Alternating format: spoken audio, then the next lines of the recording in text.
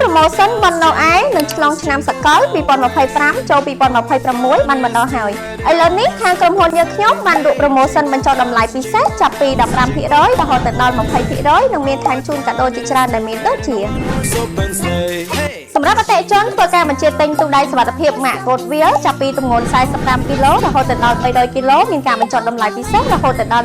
15% ចាប់ពីទម្ងន់350គីឡូរហូតដល់600គីឡូមានការបញ្ចុះតម្លៃរហូតដល់ 15% និងមានថែមជូនជាមួយនឹងចង្ក្រានហ្គាសមួយគ្រឿងភ្លាមៗផងដែរ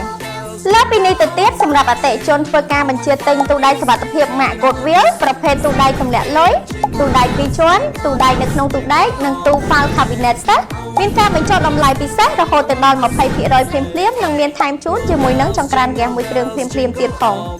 សម្រាប់ការ promotion បញ្ចុះតម្លៃដល់ពិសេសនេះពួកយើងធ្វើឡើងចាប់ពីថ្ងៃជូនដំណឹងនេះរហូតដល់ថ្ងៃទី31ខែធ្នូឆ្នាំ2025នេះផងដែរសូមអរគុណ